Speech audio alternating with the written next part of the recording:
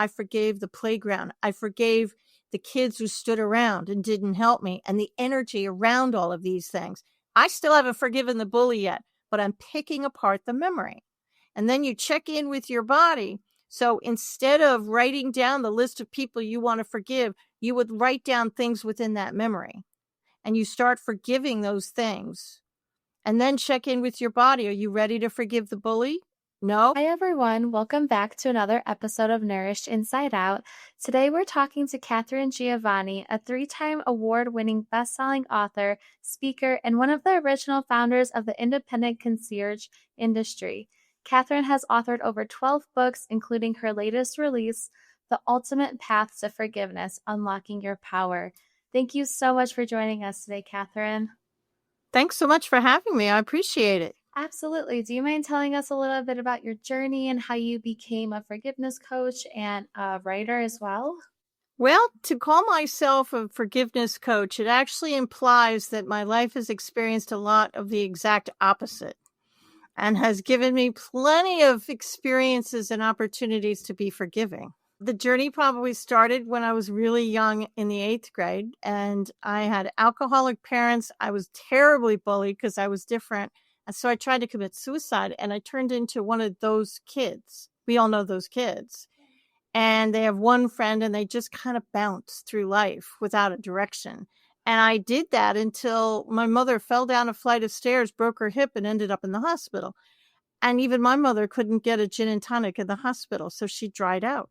And we became closer than close. We were as tight as any mother and daughter could have been. We lived together. We finished each other's sentences. We forgave each other.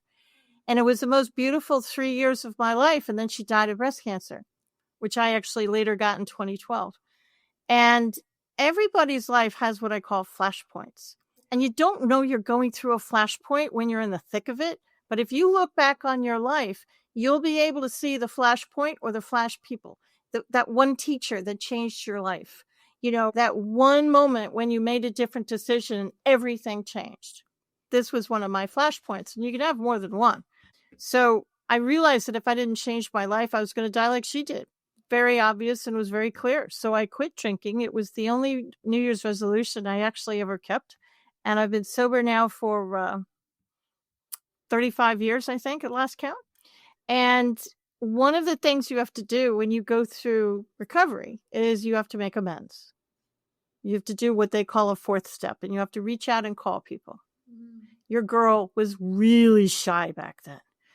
I'm an extroverted introvert now because I taught myself how to do it. But back then, super shy, shyer than shy. If I had had texting available to me, I would have done it in a heartbeat. That would have been a brilliant solution.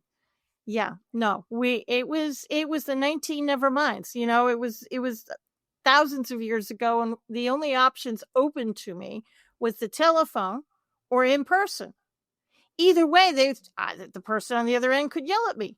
Had no interest in that. So I decided to just do it in the privacy of my own apartment and not tell anybody. I accidentally stumbled on to the beginning of the system that I actually have today in my book. And so I just get paid at lip service. And I just said, you know, I forgive you to this person and I forgive you to that person. There wasn't really any energy behind it, but I kept doing it because I started to feel better. And then about a year later, I met my husband of 33 years. And then eventually I went into the concierge industry. And in 2020, and I get bumps in the road. I got breast cancer. I'm 12 years cancer free, but I stumbled on the actual system around 2020, 2021. You see, the thing about forgiveness is everybody tells you that you have to forgive. Nobody teaches you how. How? And what if I don't want to? What if it's unforgivable? Then what do I do? What if it's a traumatic event? What do I do then? Forgive? Yeah, no. So that's kind of how it all came about. That's so true what you said, though. It's everybody always says you should forgive people for whatever they did or XYZ, but exactly like what you said, they don't teach you how. So what does forgiveness mean to you, and how have you learned to forgive people? Forgiveness, let me give you a few principles before I give you my formal definition, right? Forgiveness does not mean I want to have a conversation with you. Forgiveness doesn't mean I want a relationship with you. I probably don't. Forgiveness, and this is the big one, forgiveness doesn't mean all of a sudden I'm telling you that you were right and I was wrong and I'm giving in. It doesn't mean that I'm weak. Forgiveness is a sign of incredible strength. Forgiveness for me means I want you out of my head. That's it. I want you out of my head. I want to stop thinking about you. I want to stop dreaming about you. And if I go into a bakery, for example, and I smell the bread, I don't want to have a trigger, and I don't want to have to start thinking about you again. I want you gone out of my head. And my system is also designed that you don't have to reach out to people. You do this in the privacy of your own home. Forgiveness is selfish. Nobody has to know you're doing it. That being said, you can forgive dead people because where they are or are not doesn't matter a lick. If they're alive and well in your head and you're still beating yourself up for the memories, it can be forgiven. That's very true. You were saying that you created a system on how to forgive. Can you explain that a little bit and how you created that to help you and so how you help others as well? Well, the system is designed, you see, on a 10 scale, with 10 being unforgivable and 1 being the easiest person in the world to forgive. Every single one of you, and most likely you too, my friend, are all thinking of their unforgivable number 10 person. That's fair. They're the one person that absolutely wrecked your world. They are the one person that hurt you beyond hurt. So, of course, your knee-jerk reaction is to think of that horrible thing. And that's why nobody wants to forgive, because they don't want to forgive that person because that person was wrong and you hurt me. I don't want to forgive you. That's why my system is designed to start you on the other side of the fence. I want you to start with the easy ones. The person who stole your parking spot at the grocery store yesterday, you could forgive that person. The person who lost your sweater, and when they borrowed it, they lost your sweater in high school and they never gave it back. Okay, you could forgive that person too. The person who cut you off on aisle 5 of the grocery store yesterday, you could forgive them. Your football team lost last week. You could forgive your football team. You can. I know you can. You can do this. The easy ones. And that's how I want you to kind of go through it. So I want you to sit down with a pen and a piece of paper. And it's not that I'm old-fashioned, that I want you to use a pen and piece of paper. There have been thousands, and I'm not kidding, thousands of studies done. One was done at Harvard University, and they followed these kids through the years. And half the class was told to just say their goals out loud to the room. The other half was said, write down the goals on a piece of paper. And they followed the kids through the years. And the kids who wrote their goals down were twice as successful as the kids who did not. So there's magic that happens when it goes from your brain down your arm to the paper. So I want you to write a list of all the people you think you need to forgive. And I know the unforgivable will be the first 1, 2, 3 names on your list. And that's fair. And that's fine. Just keep going. And I want you to think of people from the time you were a little bitty kidlet all the way to present day. It doesn't matter if they died, and it doesn't matter where they are in the world. Just write the list, complete list. And then I want you to take that list and I want you to rate them from 1 to 10, 10 being the most awful. Now you could have 20 number 5s. I don't care. You could skip a number. Also don't care. But what I do care about is you go from the easiest person all the way to the hardest. Now, let me be clear. There's a couple sayings that have been bandied around for centuries. And one of them is, you forgive and forget. I'm from New York City.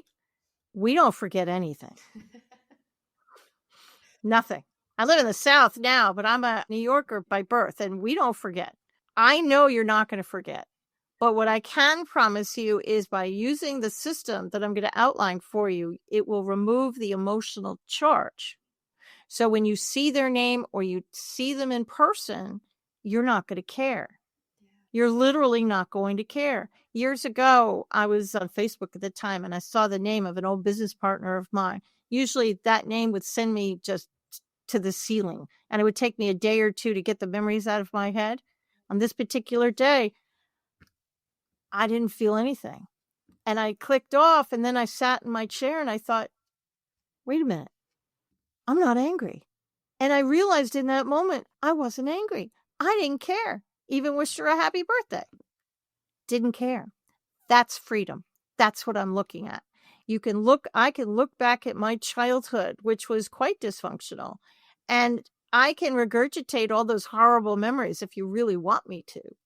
But what I remember now is those awful memories of dysfunction have been replaced with love. I could remember the adults who were trying to help that kid back then. I could remember the people that were surrounding me as I grew and as the decades passed, and all the people that were trying to help me. I could see the love that was there now. I couldn't see that before. So now, have I rewritten my past? Yeah, to a certain extent I have, because I don't really remember the bad stuff. And my family's mostly passed away. So, and I have forgiven all of them. But if they were still alive and I had to go to a reunion of some kind, it wouldn't bother me, because, I'm the queen of small talk. I will keep the conversation on you for forever. But, it wouldn't bother me. It really wouldn't. I probably could even go give my father a hug had he still been alive. You're kind of rewriting your history. So I want you to take that first name on the list, whatever it is. I want you to put your hand in your heart. And the only reason you put your hand in your heart is to remind you to say the words from your heart, because the words are really just for us stupid humans. It's the energy behind the words that's where the magic is. And I want you to say, I completely forgive Martha. I forgive the energy around Martha. I completely forgive myself. I forgive the energy around myself. I forgive the energy around the entire thing, and so it is. Now, a few things about this. First, I want you to check in with your body. You still mad? No? Is that 1 a 0? Great. Cross the name off the list. Were you forgiving a level 3 person and it's now down to a 2? Great. Put the new number next to the name. Here's an interesting one. Was it a level 3 person and now it's a 9? You're even more angry now than when you started. What happened? That's backwards. It's not supposed to happen that way. Well, your brain is the most beautiful, marvelous tool, and it protects you. And there's a closet in the back of your head that had a padlock on it. You didn't even know it's there. It's like a movie playing in the back of your head that you turn it off if you knew it was there, but it's affecting your life, but you don't know it's there. And it's just playing and playing and playing. And what you did is you just tapped into it. Now your brain is going, ooh, Katharine's ready to open up that closet and watch that movie, and it's going to flood your brain with memories, and you're probably going to get angry. So put a 9 next to the name or whatever number you hit on, wait 24 hours and try again. Oh, that's incredible. I really like that tactic of how you say just write it down and write down the number on a scale of 1 to 10, because that also helps you see it visually as well. I completely agree with that. I think that's a really great tool. I think that a lot of times we're our own worst critics. How do we forgive ourselves for our past mistakes as well? Well, there's a few things. This is the first book of 3, and I'm actually writing a book on that very topic, how to forgive yourself, as we speak. Okay. But one of the things that they come to me all the time, and they say, Katharine, I did forgive them, but I'm still getting triggered. Why? I forgave them completely, but I ran into them the other day, or I saw their name, or I went into a store and I saw an outfit or a color and it reminded me, and now I'm getting triggered again. It's because they didn't forgive the energy. Okay. Einstein clearly proved that energy is neither created nor destroyed. It just turns in from one thing to another. So when you get angry and you say these bad words and things, it leaves your mouth and you think it just disappears into the universe. In fact, 10 out of 10 people don't even think about it at all. Well, what happens is the reality is that anger energy stays in your energy field. And Einstein also clearly proved, I think it was Einstein, that everything on our planet has an energy field around, including this little silver microphone, has an energy field around it. Everything. And that energy field can be tied to you. So let me explain it. Let's say you're driving to work. And I'll get into your how to forgive yourself in a minute. This ties into it. You're driving to work. You get to a red light. And usually you turn left to go to work. Today you turned right. You don't know why. You just did. And the right turn took you by your old high school where you used to be bullied. And you see it out of the corner of your eye, but you're thinking about stuff you have to do at work and, that kind. You're desperate for a cup of coffee and you really pay no attention to it, but your brain did. And you arrive at work and you're grumpy and you start chopping people's heads off and people say, "What's wrong with you today?" And you're like, "I have no idea. I had a perfectly decent morning and it's a beautiful sunny day, 75 degrees. I have no idea why I'm so angry." Well, I do. Your brain saw your school.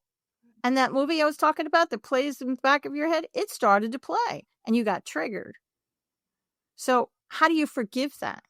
Well, that's actually one of my own memories because of course it is. And I wasn't ready to forgive the bully.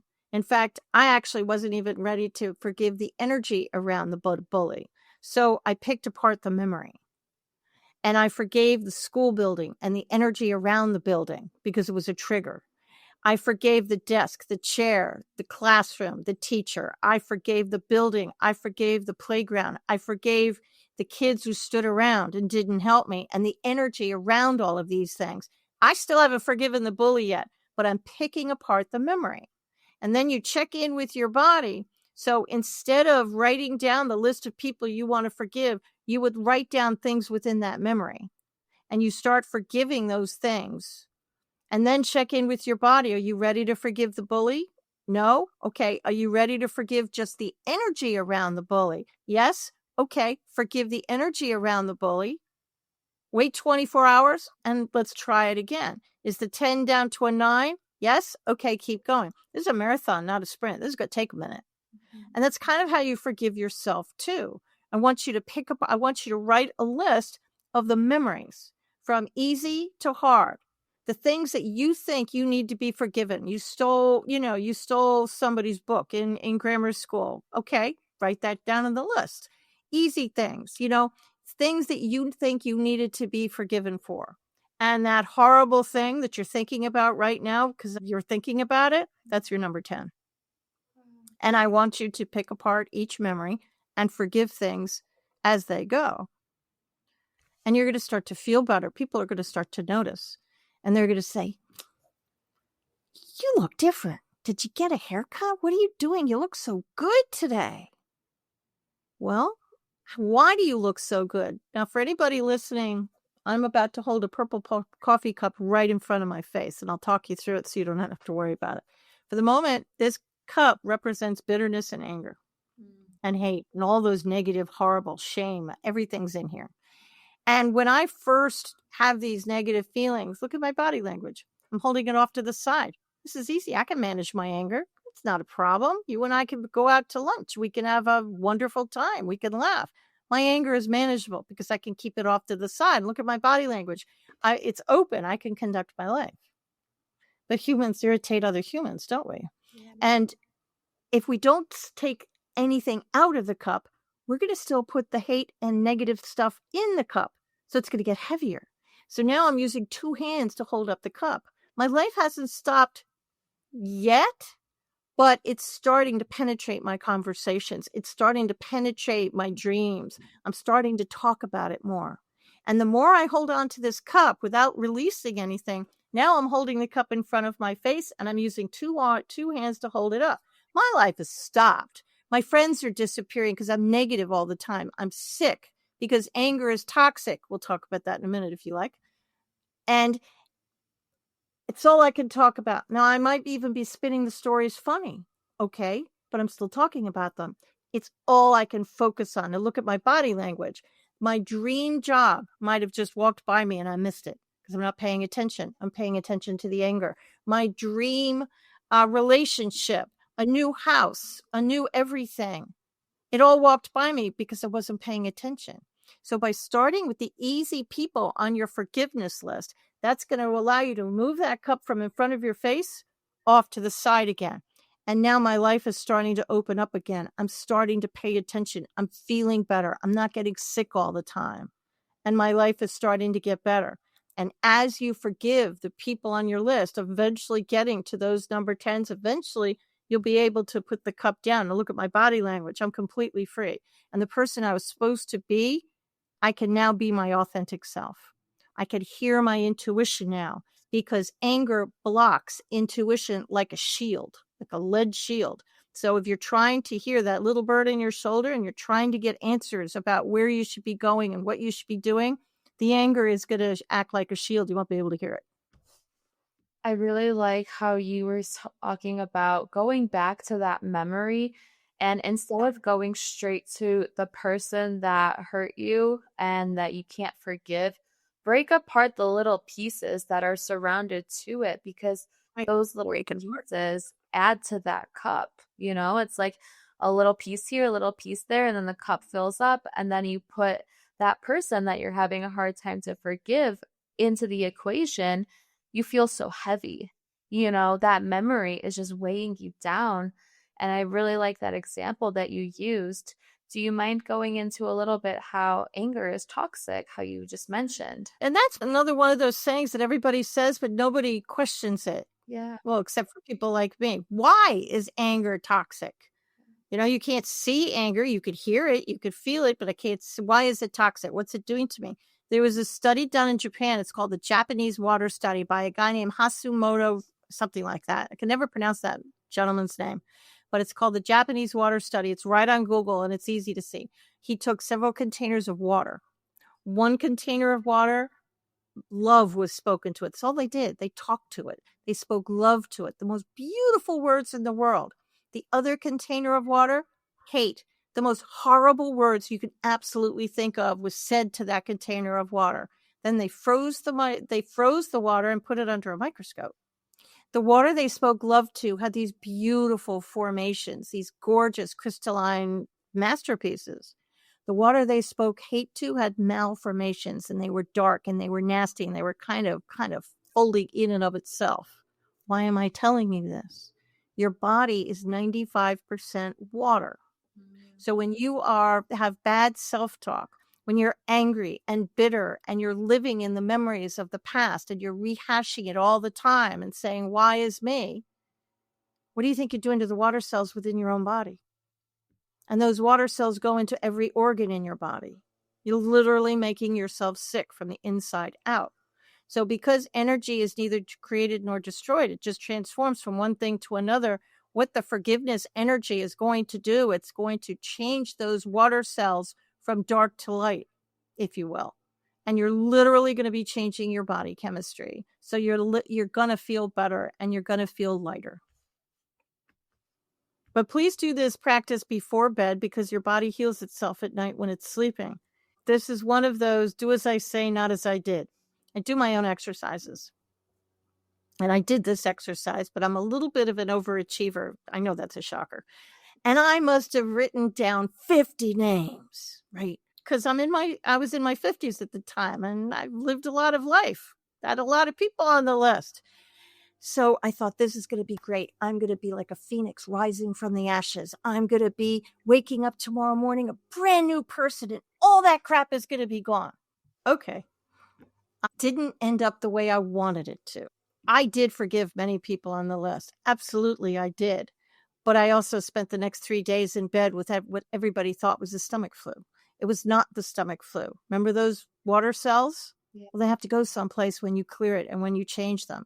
And all that anger energy and that hate and that shame energy had to go someplace. So if you only do 10 people a night, your body can mitigate that.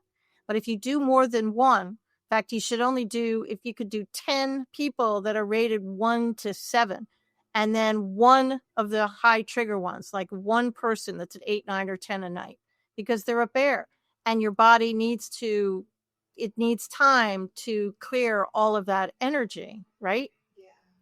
So when you do this practice, some people, their shoulders feel much lighter, which is fantastic. Some people feel energy leave from their solar plexus, which is, correct me if I'm wrong, but it's right in the middle of your stomach, right above your belly button, right there. Most people get really, really tired, which is why I want you to do it before bed. And some people, like yours truly, end up in the bathroom for a little bit, and you didn't eat a piece of bad fish. It's because your body is trying to mitigate it and is clearing out all those decades of anger. That is so true. I like how you broke that down, because You said that you did a lot of names at first, that you wanted to forgive and start working I did. through it.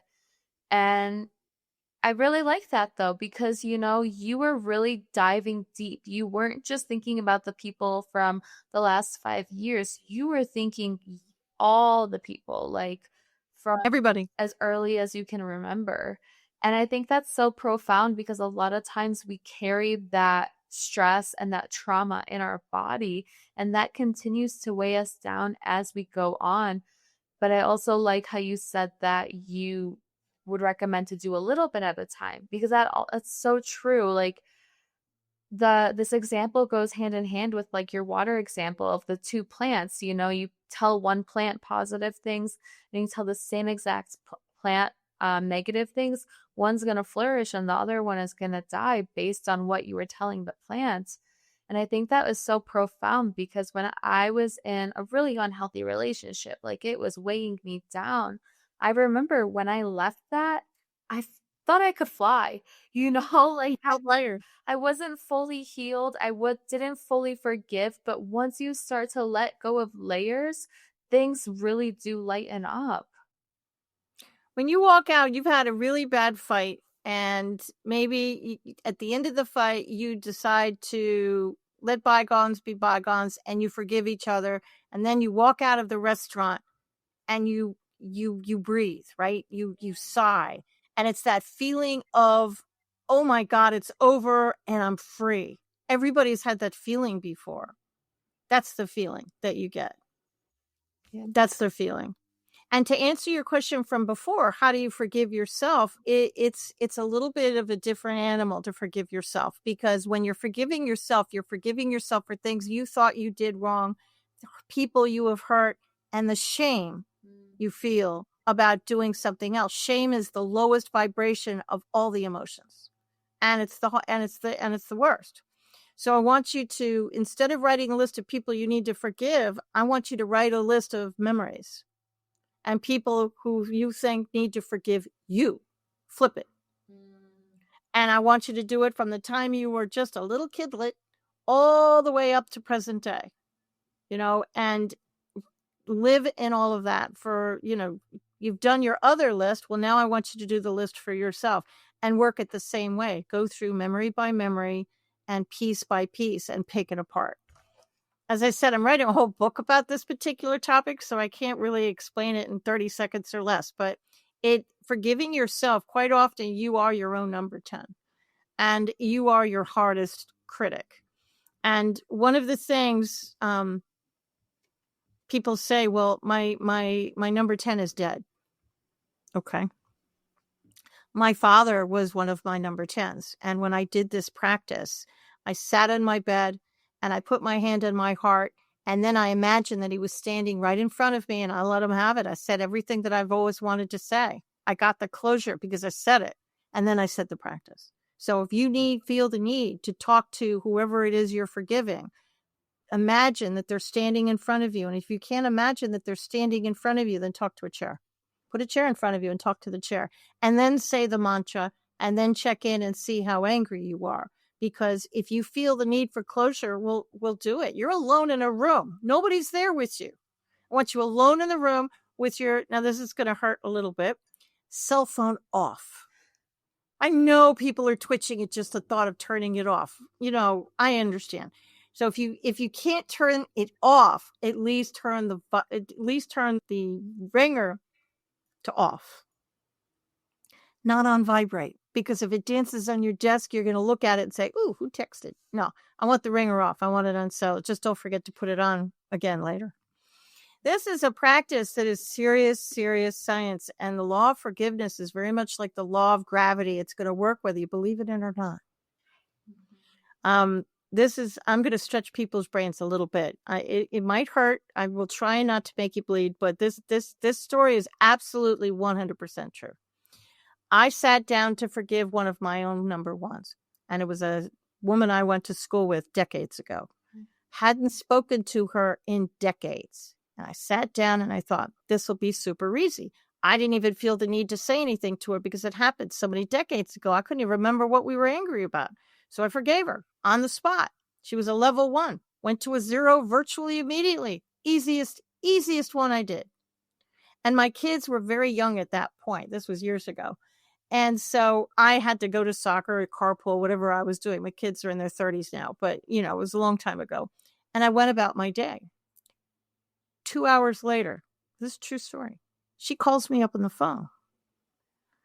I'm a concierge trainer by trade. So my concierge training kicked in virtually immediately, and I hid my shock because my mouth had just dropped to the floor. I hadn't heard from her in decades.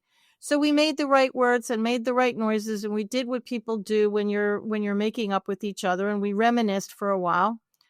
And then I couldn't stand it. And I said, after all these years, why'd you call me today? And she said, it was the strangest thing.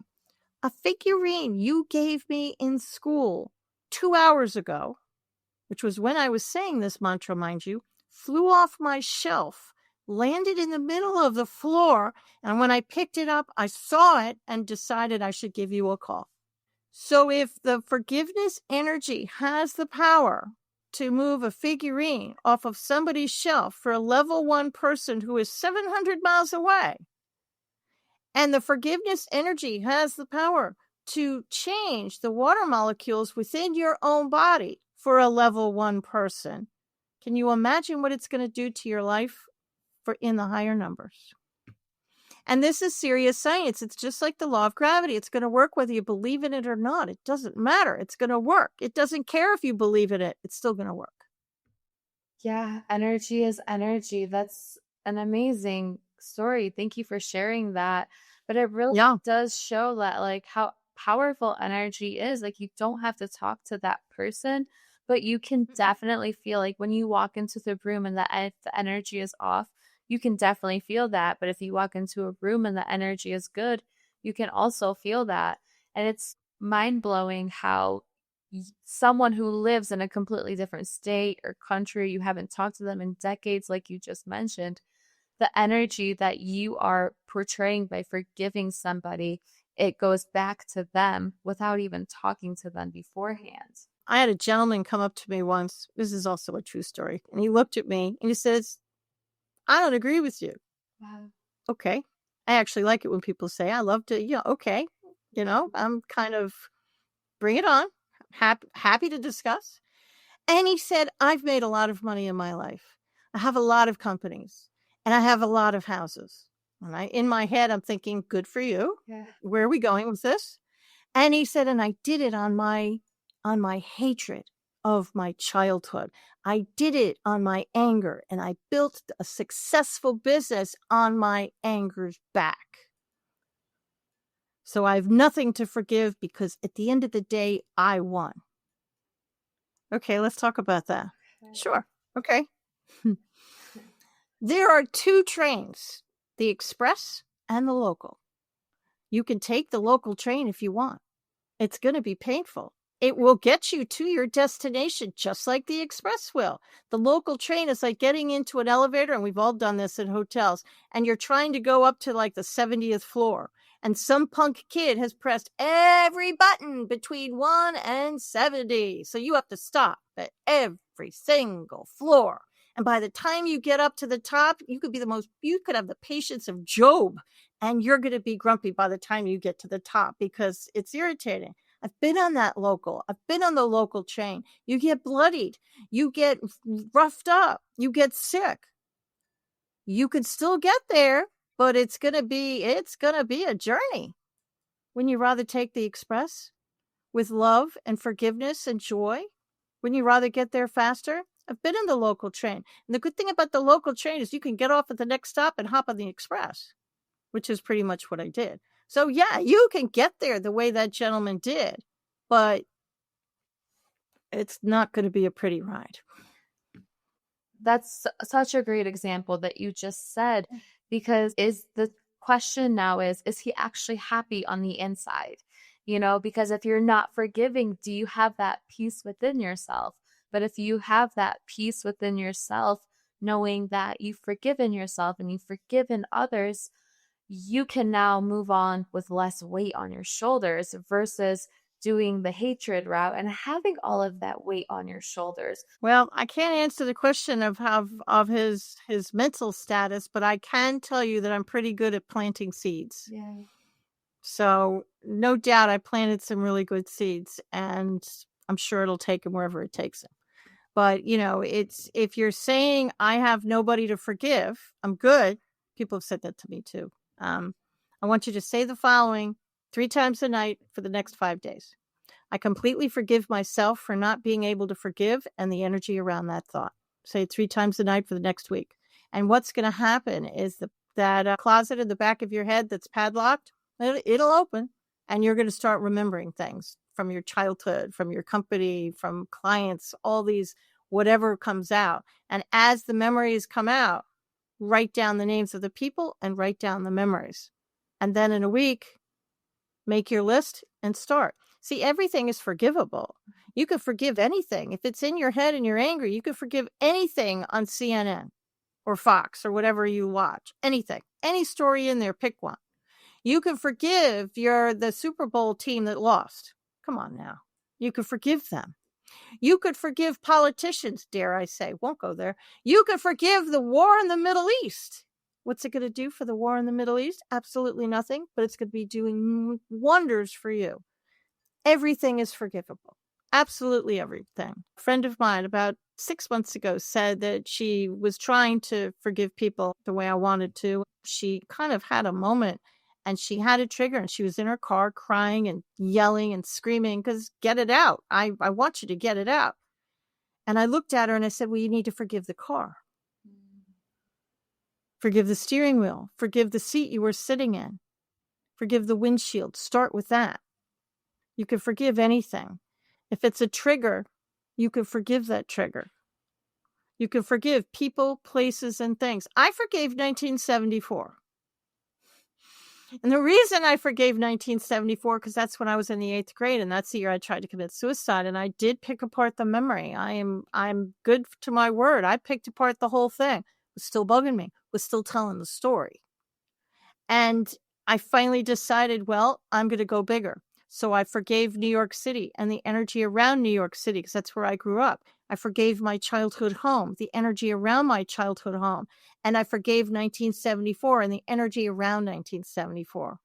I also forgave breast cancer, the energy around breast cancer. I forgave chemo, the energy around the chemo drip, the chemo chair where I sat, radiation, the 10 operations. I forgave the 4 years that I was sick. And it's liberating. And losing that anger allows you to pay attention to other things in your life. It allows you to be that authentic person. It allows you to be the person you were always meant to be. It's your birthright to be happy and joyful. It's not your birthright to live in a refrigerator box in the street. This is your birthright. We're meant to be happy. We're meant to live in joy. And this is one of the mediums you can use to get there. That's very beautifully well said. Before we go ahead and wrap things up, is there a piece of advice that you can leave with the listeners that we haven't covered yet, or something that you'd want to share with them? You are worthy enough to live a life of joy. A lot of women, some men, but a lot of women have this worthy problem. They don't think they're worthy enough to eat right or be right. They just don't think they're worthy enough, and they've got this kind of shame going on.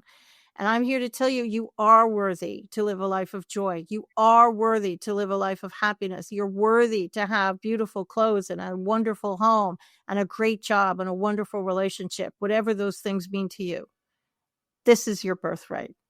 And when you do this practice, a few things might happen. Like energy attracts like energy. So there are going to be some brilliant, beautiful people that are going to be drawn to the new you and are going to want to walk the walk with you. That's great. Let them in. There are going to be some jackrabbits. And these are the people that you were really tight with, and they see where you're going and they think, ooh, I don't want that. And they ghost you and off they go. I had a bunch. And then there are the people who I call the saboteurs, who you probably live with. They could be family. Family messes us up so badly. And maybe they like the old you. They like the broken you. It's what they're used to. So they'll try and sabotage it. So at the end of the day, this is your journey. And you get to decide who you want in your tribe. And I'll leave you with Jim Rohn said very, very correctly, you're the sum of the 5 people you spend the most time with. So choose the people you spend time with.